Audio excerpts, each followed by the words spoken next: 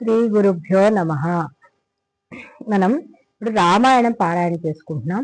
దాంట్లో సుందరకాండ పారాయణ చేస్తున్నాం. అయితే ఈ సుందరకాండలో హనుమంతుడు సీతమ్మ వారిని వెతుకుతూ అక్కడ సింసుపా వృక్షం కింద ఉన్న సీతమ్మని చూశాడనమాట. చూసేసరికి ఇంతలో అక్కడికి రావణాసుడు వస్తున్నాడు. అది ఇతను చూశాడు. లంకేశ్వరుని మహాతేజమును చూచి మారుతి కూడా ఖ్యాతి చెందెను. దశకంఠుడు అశోక వృక్ష సమీపమునకు వచ్చి నిలచెను. సీత పైననే చూపులు నిలిపెను. సీతమ్మ అతనిని చూసి కాళ్ళు దగ్గరగా ముడుచుకొని కడుపు దగ్గరగా చేర్చుకొని చేతులు రెండింటితోటి కాళ్ళు ముడుచుకొని సుడిగాలికి ఊగిపోతున్న కదలీతరువు వలె నేలపై జానకి కూలబడింది. అలా భయంతో ఉన్న సీతను చూచి రావణుడు ఇలా అంటున్నాడు: ఓ సీత, ఓ పద్మనేత్ర, నా చెంత నీకు ఏల చింత? ఎక్కడ రాముడు, ఎక్కడ అయోధ్య? ఎందుకు నీకు వ్యధ? నీవు నవయౌవన త్రిలోక సుందరివి, నీకెందుకు ఈ మునివేషధారణ? అని రావణుడు కామాంధుడై నిలిచి నోటికి వచ్చినట్లు పలుకుతూ, రాముడు నీకు సరికాదు, నిన్ను సుఖపెట్టడు, తను సుఖపడడు, మతిచెడు వనములందు తిరుగుతున్నాడు, తిరిగి తుదకు ఆ వనములలోనే మరణిస్తాడు, లేకుంటే ఏ జంతువో అతన్ని తినేస్తుంది. సీత, నువ్వు ఆ కొరగాని రాముని మరిచిపో, యశో విశాలను నన్ను వలచి రమ్ము అని రావణుడు కామాంధుడై సీతతో పలికెను. మరలా ఇలా అంటున్నాడు: రాముడు వచ్చుట కళ్ళ, నిన్ను పొందుట కలలోని మాట.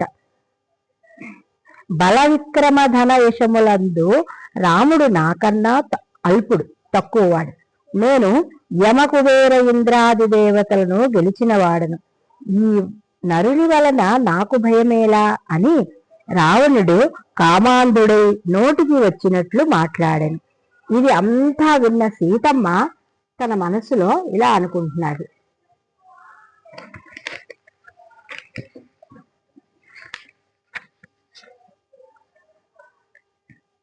నిరంతరము పతినే మనమున తలుచుచు క్షణము ఒక యుగముగా కాలము గడుపుచు రావణ గర్వ మదమును త్రుంచి రాముని శౌర్య ధైర్యములను తలచుకొనుచు ఏడుస్తూ సీత ఒక గడ్డి పరకను త్రుంచి తన మధ్య ఉంచి, ఈ గడ్డి పరక కన్నా నీవు తక్కువ, రామునికి తక్కువ అని రామునికి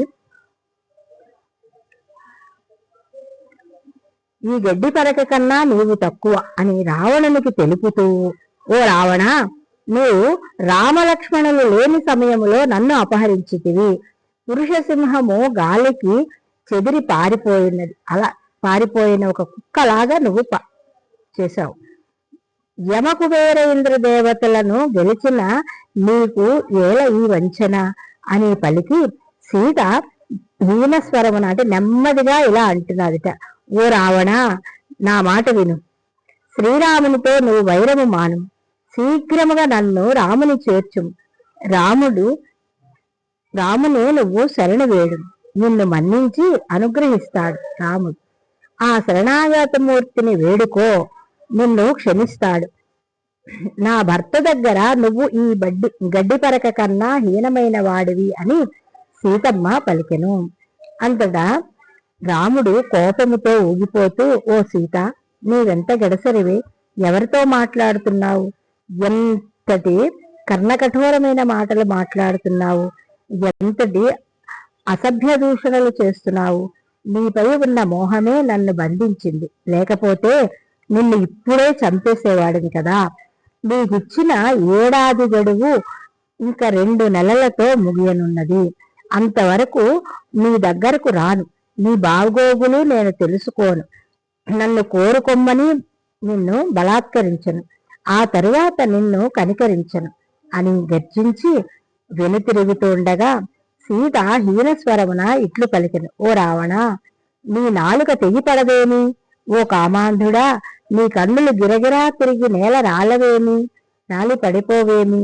పతి ఆజ్ఞ లేక నేను ఇలా ఉన్నాను గాని క్షణంలో నిన్ను అగ్నికి ఆహుతి చేయగలను. అని పలికెను.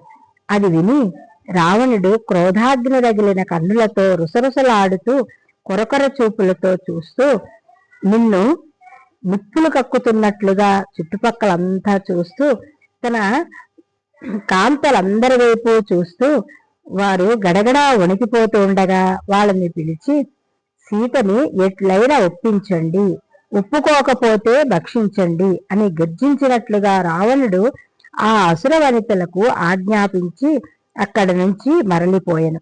ఇంతలో రాక్షస స్త్రీలలో ఒక రాక్షస స్త్రీ తోటి రాక్షస స్త్రీలను ఆవలికి త్రోసి, కావాలంటే నన్ను చంపండి, సీతనేమి అనకండి, నేను రాత్రి ఒక కల కన్నాను.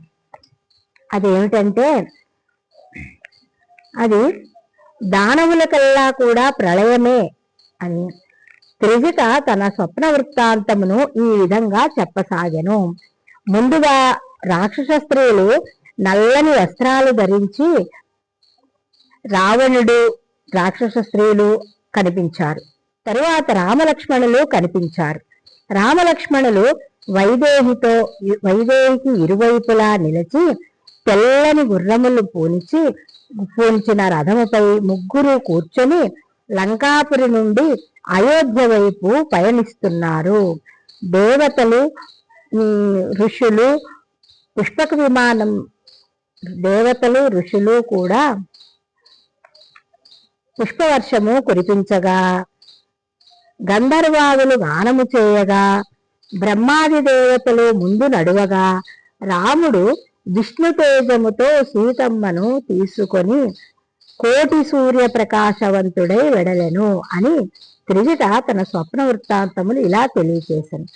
అదే సమయంలో మరల త్రిజిట ఇలా అంటున్నది, అదే సమయంలో రావణుడు నల్లని వస్త్రములు ధరించి ఒంటి నిండా నూనె రాసుకొని నల్లని కలువలు చేత ధరించి పుష్పక విమానము నుండి క్రిందకి జారిపోయి ఒక స్త్రీ చేత ఈడవబడుచు వెళ్ళాడు. ఆపై ఒక ఒంటి మీద ఎక్కి దక్షిణ దిశగా వెళుతూ కనిపించాడు. అంతలో మరొక వైపు తెల్లని వస్త్రములు ధరించి మెడలో తెల్లని పూలమాలలతో మోమున గంధము రాసుకొని వనితలు పన్నీరు జల్లుతూ ఉండగా, మంగళవాద్యధ్వనుల మధ్య చంద్రప్రకాశవంతమై కాంతులు వెదజల్లే ఒక గొడుగు పట్టుకొని దాని క్రింద మంత్రివర్యులతో తెల్లని ఏనుగుపై విభీషణుడు వెళుతున్నాడు అని ఈ విధంగా త్రిజిట తన స్వప్న వృత్తాంతమును ఆ రాక్షస స్త్రీలకు తెలియచేసెను. అంతటా త్రిజిట మరల ఈ విధంగా చెప్తున్నది,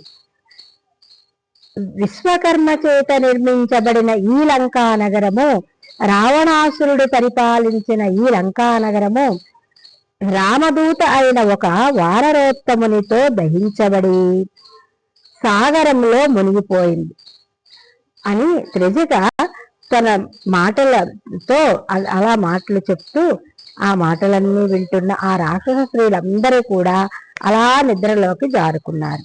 ఇంతలో సీతమ్మ మాత్రము రావణుని మాటలను తలుచుకొని గడగడా వణుకుచు అశోకవనంలోని ఆ చెట్టు కొమ్మలకు ఊతగా పట్టుకొని మెల్లగా లేచి పైకి నిలబడి శ్రీరాముని కడసారిగా తలుచుకొని తన జుట్టును మెడకు ఉరిత్రాడుగా వేసుకొని ప్రాణత్యాగం చేయుచుండగా కొన్ని శుభశకునములు తోచెను. ఇంతలో హనుమ ఆమెను చూచి, సీతకు ఎంత దురవస్థ కలిగింది, నా తల్లిని నేను ఎట్లు ఊరడించగలను, నన్ను నేనెటుల పరిచయం చేసుకోగలను, ఏ మాత్రము నేను ఆలస్యం చేసినా సీతామాత ప్రాణములు ఉంటాయా అని ఆ చెట్టు కొమ్మలపై అటూ ఇటూ తిరుగుతూ నన్ను చూచి సీతమ్మ తల్లి చెదరక ముందే సత్యమైనది, పావనమైనది, సీతామాతకు కడు ప్రియమైనది సీతారామ కథను వినిపిస్తాను అని హనుమ రామకథను ఇట్లు వినిపించెను. యశస్వి అయిన ఇక్ష్వాకు వంశ ప్రభువు దశరథ మహారాజు కడు ప్రియమైన పెద్ద కుమారుడు శ్రీరామచంద్రుడు సత్యవంతుడు, జ్ఞానశ్రేష్ఠుడు, పితృవాక్య పరిపాలకుడు అని హనుమంతుడు మృదు మధురముగా పలికెను. శ్రీరాముని పట్టాభిషేకమును నిర్ణయమైన శుభ సమయమున అతని చిన్న భార్య కైకేయి తనకు ఇచ్చిన 2 వరములను ఇమ్మని కోరెను.